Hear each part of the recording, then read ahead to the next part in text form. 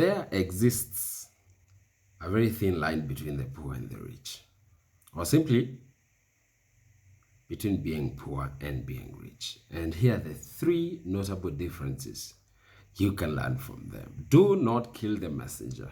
I have to start by notifying you of that. I don't want to be hit by stones, all right? The first difference, that is a very, very thin difference, a very thin line between the rich and the poor. They both, some have pets, all right? And one of the most common pets is a dog. We all know that. A dog is man's best friend. But the rich use the dog different from the poor. The poor, let's start with the rich. The rich use their dog or keep their dogs for company. They keep them in their own houses, all right? And they feed them the best food available. Some dogs spend more money on food and healthcare than humans. That's how close some dogs are to their owners. All right? And they stay in their houses. That's for the rich. In their houses, they walk around with them, go shopping with them. They take them out on a walk every now and then. Yeah, sometimes they call a rich man, rich woman very early in the morning. They're like, hey, I'm not available now. I'm walking my dog. Oh, man. You know you can't walk your dog in some of these estates. You need a very good suburb to do that. Those are the rich. On the other hand, the poor also keep dogs. But do you know what they use it for? For security. They believe dogs can guard them. Dogs were not made for that. They were not made for that. And you wonder what they are protecting them from. Let me leave that. I'll leave it there. But that's it. Instead of keeping dogs as pets, the poor keep them as guards. But on the other hand, the rich keep their dogs as pets while they hire people to guard them. Imagine that. They have enough to hire people to check around and make sure they're secure and safe. Difference between the rich and the poor. Number two, the way they move around. If you like, their mode of transport. You'll find the rich using private jets that cost them millions of shillings, millions of dollars to just move around on a trip or two in a day. Leave alone those. Those are the extreme ones. Let's talk about the common ones. Who you find in motorcades sometimes. 2, 3, 4, 5 vehicles moving around with them. Let's even scale down further. That guy who owns a 7-seater SUV, especially in Africa, these 7-seaters have become synonymous with the rich. The SUVs, the Toyota Land Cruisers of this world, the Range Rovers of this world, and all the other big machines. V8 engines that consume so much, that are very expensive to maintain. They run those kind of cars. Most of them have drivers, have chauffeurs who drive them around. They can't afford to waste 30 minutes of their time in traffic and half of their day, each day in traffic.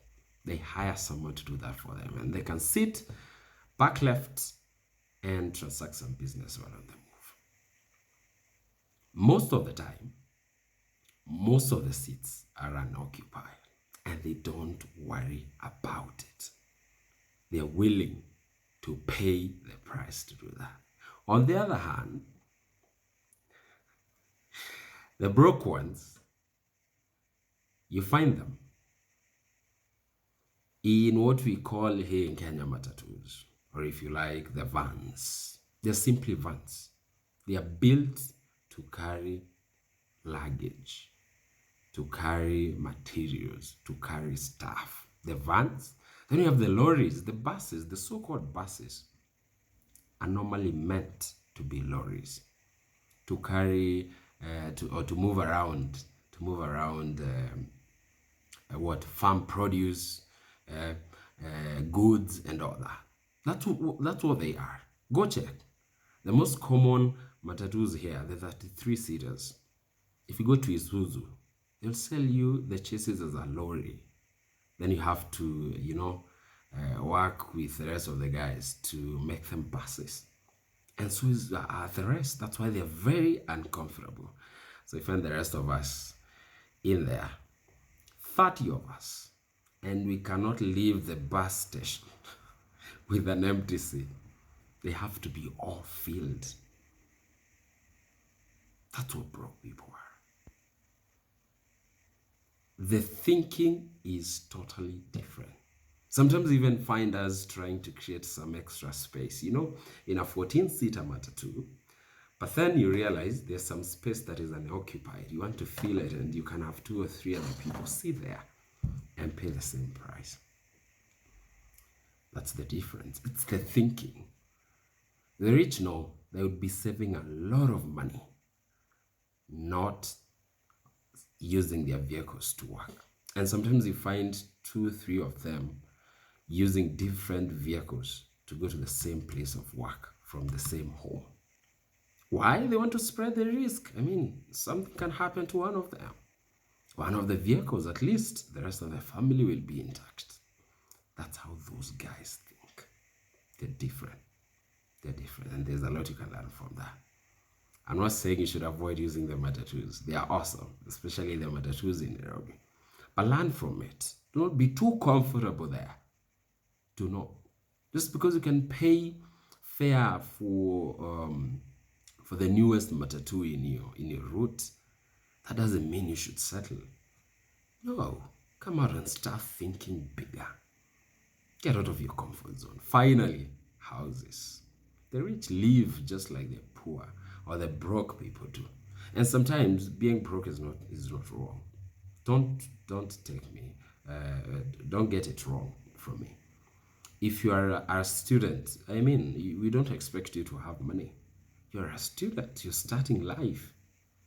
But the problem is you being comfortable and staying there forever. Push yourself. So on houses, you find the rich living in leafy suburbs. 3, 4, 5, 7 bedrooms with their family of 3, family of 5, family of, 10. 3 acres of land. 5 acres of land. They build in the middle, and the rest is just a garden. It's a place to relax, even though they never relax. It's impossible. Practically impossible to own such a big house and find time to settle. You always into the next one. You just don't stop. So these guys do that, and then they live there. Family of 3, they always have lesser kids than the poor. I don't know. That's a story for another day. But yeah, they do that. They live in there comfortably, leafy suburbs, where you can wake up and walk your dog, where you see more people driving than walking. All right? Where you have to hire a guard, a security guard, you have to hire a gardener, you have to hire a house helper, and all those other guys that come with them. But then on the other hand, you find the broke people in a tiny apartment in Eastlands. And you find 1,000 is an exaggeration. 100 families in an 1/8 piece of land where you can't even turn.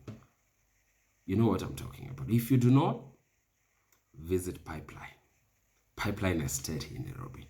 You will notice what I'm talking about. It's not a sighting. You're happy to sight. It's not right. 7, 10, 15 floors, bed sitters, as they call them here. Bed sitters are basically the studio apartments, the tiny apartments or 1 bedrooms, and then you find huge families in there trying to save every other coin.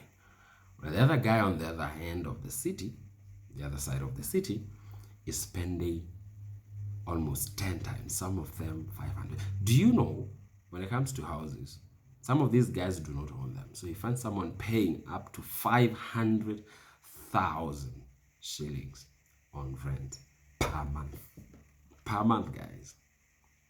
While someone else in the same city, same government, same governor, all right, same god is spending 5,000 shillings and feeling the pinch.